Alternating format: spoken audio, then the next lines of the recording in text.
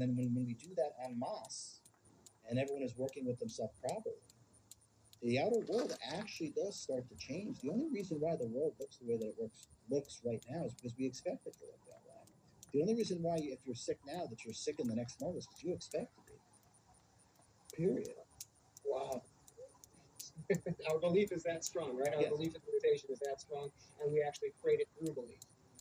Yeah, reality, Peter, as you know, reality and true. Period. End of story. Full stop. That's it. Now look at the matrix. Now look at what I'm talking about. What we talked about before. Throw something out there. It's real. It's real. Like what just happened a couple years ago, right? It's real. You ever hear some of those commercials? They used to use Sick Black Magic 101. It's not even interesting. It's not even high level. It's just that it's real. Here it is. Believe it. Now, by believing in it, did you believe it's real and true? You then build it. You then create that reality, right? So when we understand that our soul, because there are no rocks and rolls down, the highest frequency is right here. It's not way up there. Right here. Right here. So when we understand that we create our reality based upon what we believe to be real and true, just sit with that for a second. That just blows my mind. Created by what we believe, the belief-based parasite, which is the EMI, the ego mind identity, the limitation program influenced by thinking. Once we eliminate that belief-based parasite, we are left with knowing, right? Which is the knowing of the self, right? We give up thinking and emoting, and we trade that for loving and knowing. Is that correct? You're absolutely correct. And that self, the I am, is unlimited. It's God. And last I checked, God doesn't have any limitations. Neither do you. Except the ones that you believe to be real and true, like your sickness, right? Or how manifestation really works. Like I have to go out and blah, blah, blah. Are you sure about that? Are you sure? So when we work properly, right, it destroys. It destroys the matrix. It destroys everything. You're liberated. You're free. You realize the truth. And the truth is really that you are unlimited and that you are free. And your only bondage is not realizing. I know that Merlin's not here, but one of the best parts of the self-mastery course is that we actually get to talk to Merlin. We do a Merlin's roundtable, and we get to ask Merlin any question, and Merlin magically can answer any question that goes to Merlin via Master Art. If Merlin were here, Merlin the Great, one of my favorites. He's a wild man. I remember growing up and just like Merlin the Great, wanted to cast spells, and I was out in nature and living like a wild man, and I love Merlin the Great. And he's been a huge resource to me, as has been Count Saint Germain. We'll get into him another time.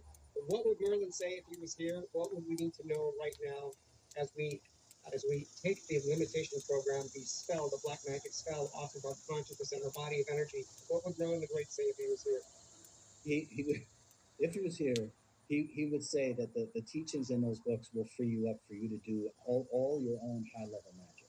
That everyone is capable of being just like Merlin.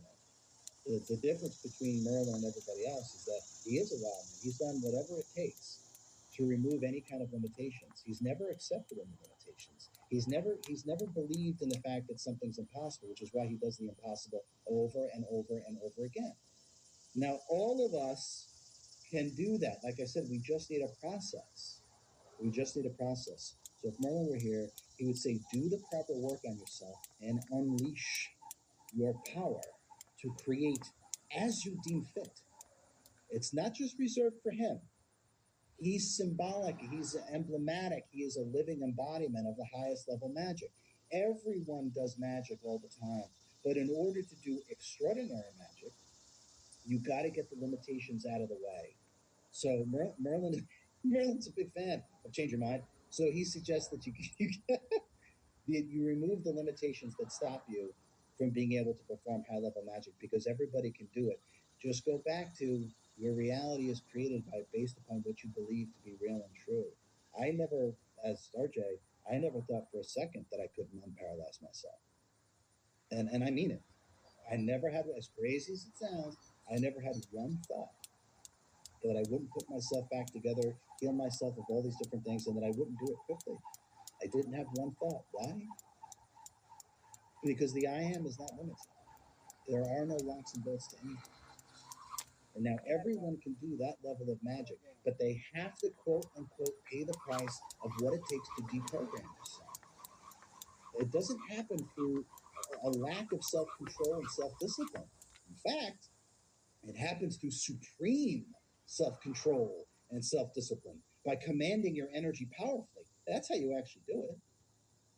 You have to take the steps. Whether it's this book or someone else's, doesn't matter. But you actually have to put in the effort, and that's really the key. And once you put in the effort, everything is on the table for you because we literally are an unlimited being. So Merlin likes to see high level magic, and he can't wait to see what humanity does with these new teachings. Incredible. The first time I heard the timeless teacher of humanity say the phrase, all limitations are self-imposed and all of them belong to the limitation program, the ego mind identity. And once that thing is removed, everything is on the table. I knew that was my teacher in that moment. And I'll tell you, just being around the energetic resonance of a true master eliminates these. It's like being power washed, like you say, when you have contact with the absolute being power. All of the dirt and grime gets blasted off of that diamond manifestation course, or the healing event of a lifetime, is in the description. Ascendthefrequencies.com is the address. And one last question by one of our subscribers. Is it true that there are no mistakes, no accidents, and what is synchronicity really? Great question. Okay. Mistakes and what was the other part, Peter? Mistakes, no accidents. Is everything planned? And what is synchronicity? How's that play into it, or is it the same thing? Yeah, okay. Knowledge. They're all illusions. And when those things don't come to fruition because we have expectations, we say it must have been an accident or it must have been a freak thing or this or that. No, it's not.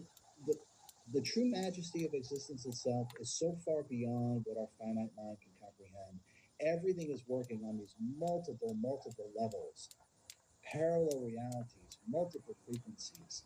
Everything is being worked out. Our five senses and intellect cannot access this, therefore not understand. There's no such thing as mistakes or accidents. It doesn't exist. In fact, God creates through variance. Our God creates through variance, right? These various levels of sentience and energy is always in a rush. So, like the nesting dolls. So for God decided that for it to create and do something else at the same. God's obsessed with efficiency. So God decided it needed to create what we now know as higher selves. It needed to create a mini me of itself. And you can think of the higher self as a mini me of God. It's not exactly accurate. You can think of it that way. It'll help the mind to work with it.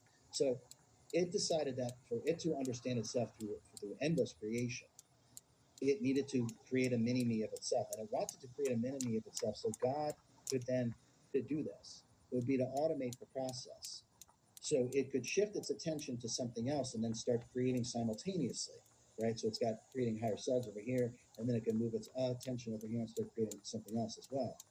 So God decided the best thing to do is to automate these creations of these mini me's, these higher selves.